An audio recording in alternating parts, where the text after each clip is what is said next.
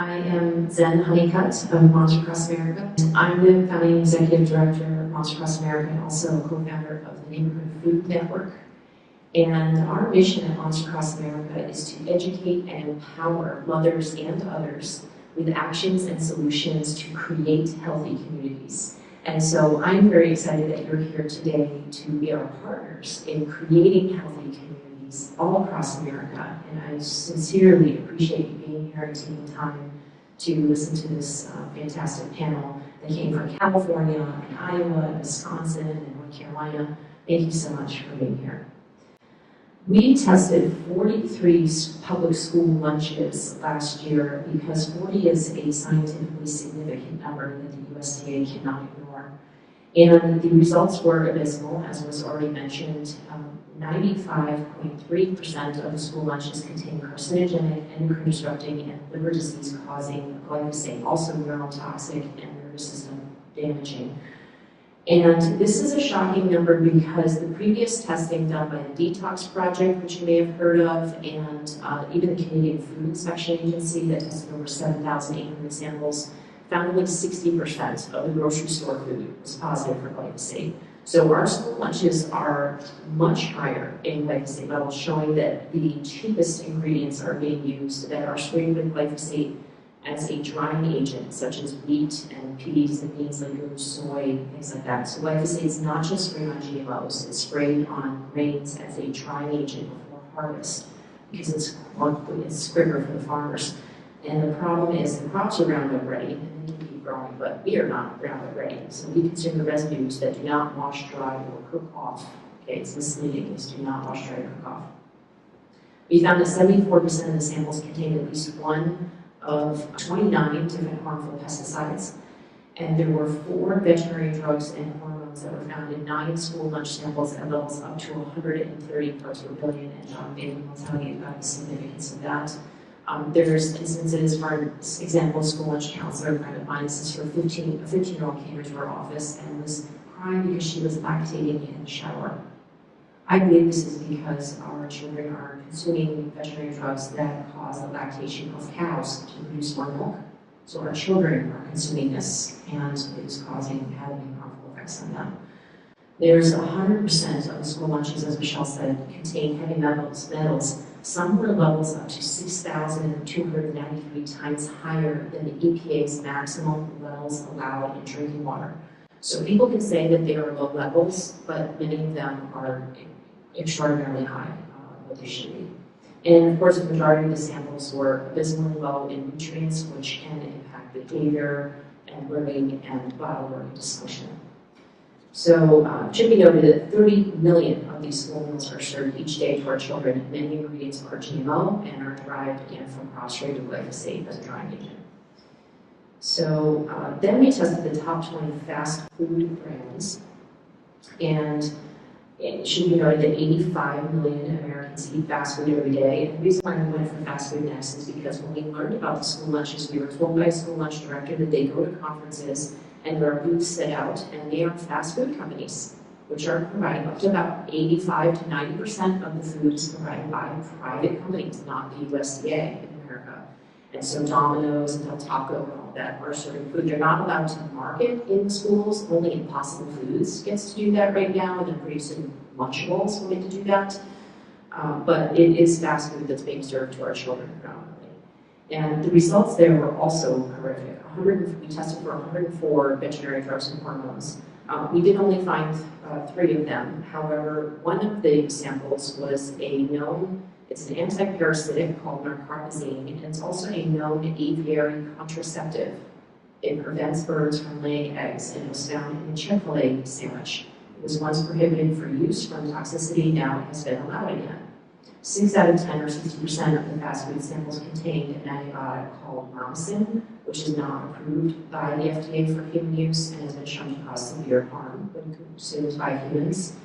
You can actually go to the next slide to see these stats. And 40% of the samples contain an antibiotic called Naracin, which has been shown in animals to cause anorexia, diarrhea, death, all kinds of heart and skeletal muscle problems. And monosin and Naracin are antibiotics that are called ionophores.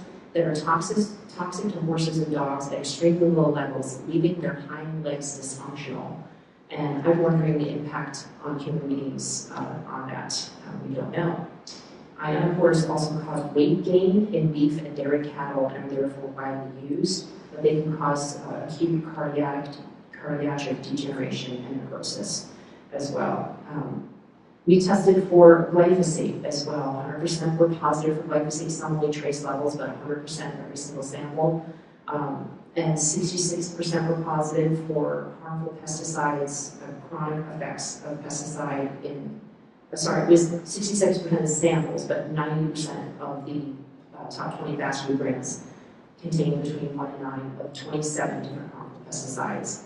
And 100% of the top 20 fast food brands contained heavy metals, cadmium between 74% and 1,158% higher than what the EPA allows in drinking water. And the lead was also in 100% of the samples, and the highest amount was 912% higher than what the EPA allows in drinking water. That was found in a Sonic drive-in cheeseburger. So the PFAS and Bailey results are still pending, and so we will be releasing more information about that. I also want to add arsenic was detected in 17% of the fast food samples, with the highest level found in Pana's Express orange chicken and white rice at 362% higher than what the EPA allows in drinking water. Arsenic has been found in chicken feed at such high levels that hazmat licenses are required to be a trucker to move chicken feed. This is not good, folks. It's often found in the fertilizer as well. We then tested vitamin B. I don't think I have results on the slide here, but vitamin B levels were, as Michelle mentioned, found 0. Vitamin B9 and B12, folate is very important for cerebral function and detoxification. We found vitamin B3 levels that were so low that a woman, in order to meet the recommended daily intake of 14 milligrams per day, would have to eat 333 Chick-fil-A sandwiches. A man would have to eat 380. Keep that in mind when I talk about vitamin B3 later on in this conversation. The caloric intake was high, of course the protein level was low, and they were above healthy levels of fats, of course, in this fast food. Okay, so now I want to talk about the nutrient content a little bit more too. There was a published study in August celebration by Linda Grover found that in 1948, spinach contained 158 milligrams of iron for each of 100 grams. 25 years later, the same quantity of spinach contains less than 2.2 milligrams of iron.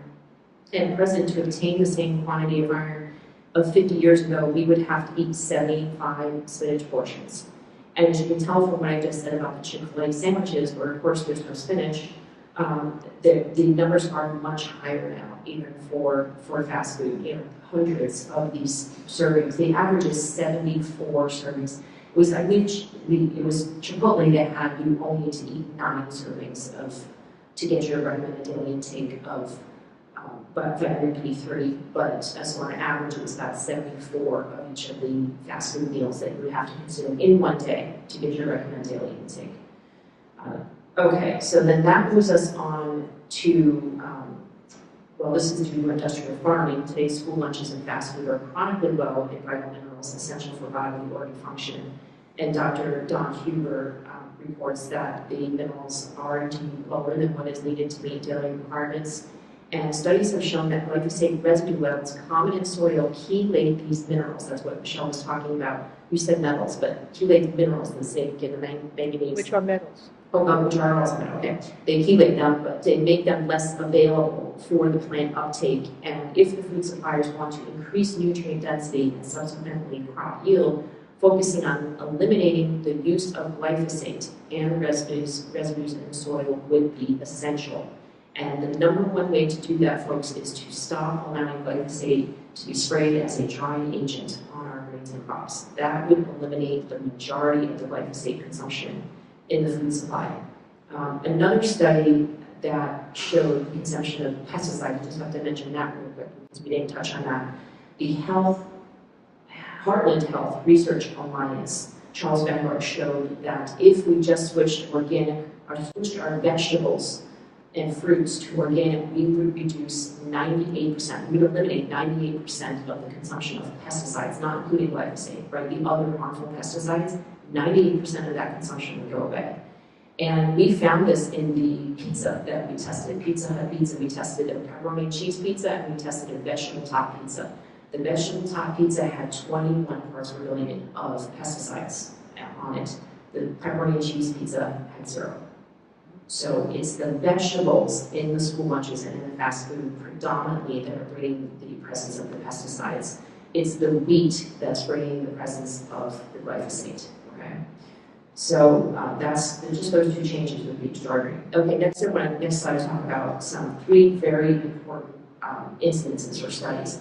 One is from Food and Behavior, The Natural Connection, written by Barbara Reed Stitt. This was the first book, one of the first books that I read when my kids got all kinds of chronic illnesses. And she is a Lifetime Achievement Award winner. She studied parolees, criminals, and serial killers, and high school dropouts for 20 years. And she did a minimum of a year changing out of their food. In the process, she found out that the number one thing that they all had in common was not their race or their socioeconomic backgrounds, not that they lived in urban cities. The number one thing that these parolees, criminals, serial killers, and high school dropouts had in common was that they bragged that they lived on junk food. And they all had low levels of, guess which vitamin? Vitamin B3, which impacts the prefrontal cortex and decision making, right? It's one of the essential vitamins. And when she switched out the food for a year in the prison, the recidivism rate dropped. It switched, actually, from 70% coming back to 70% staying out. And when she did the same thing in the schools, got rid of the processed junk food and the sugars and the sodas and had whole, healthy foods, the dropout rate went from high school of 5,000 kids from 500 down to 14. And the kids went on to go to college, a significantly higher number went on to go to college and to be successful in life.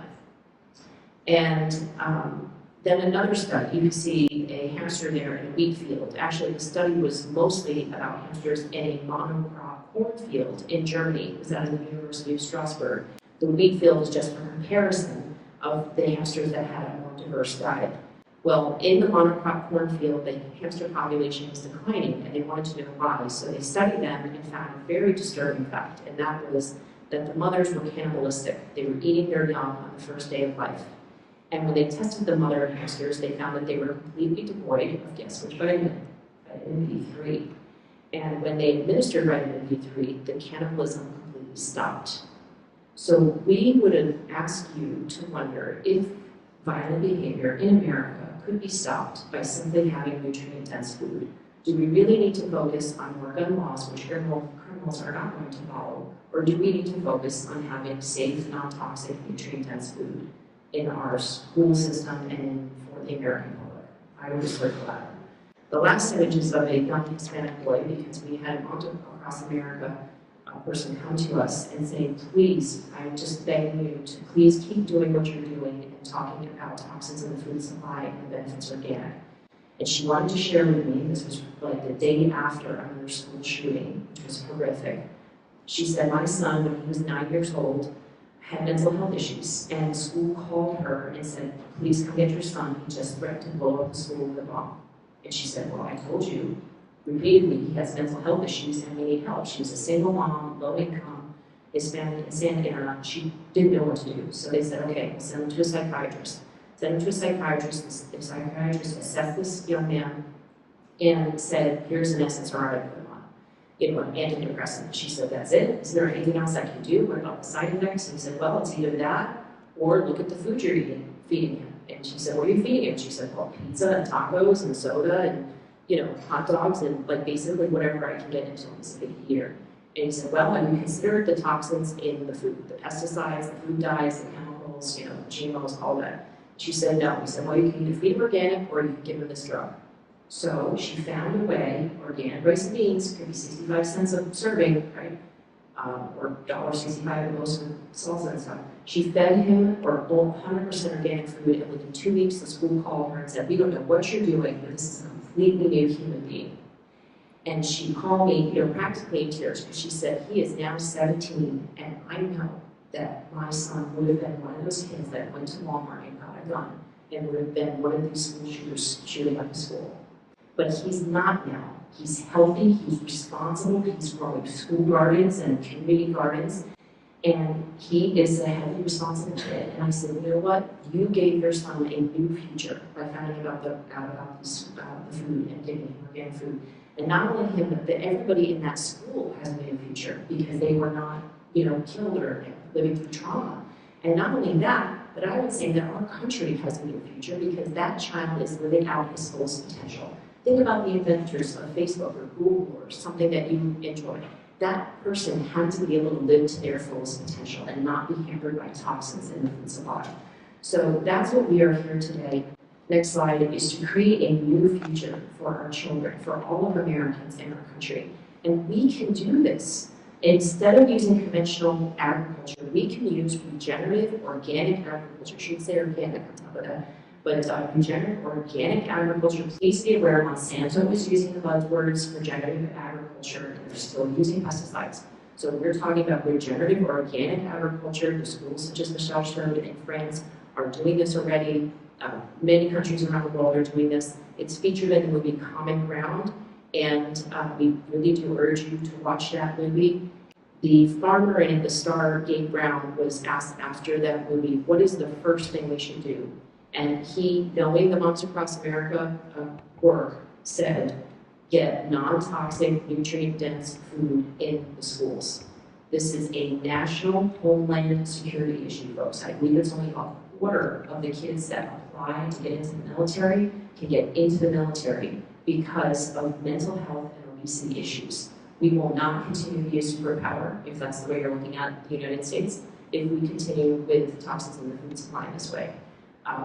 So I just want to thank you very much for listening, for your time, and ask you to please be our partners in creating a new future for America. It absolutely can be done. We do not need these toxic chemicals in the food supply. They've only been used for the past 40-something years, as Mark will say, and other farmers have said to me repeatedly, we have farmed for thousands of years without these toxic chemicals and GMOs, and we can't do it, and we need to do it, and we must do it now for the future of our country.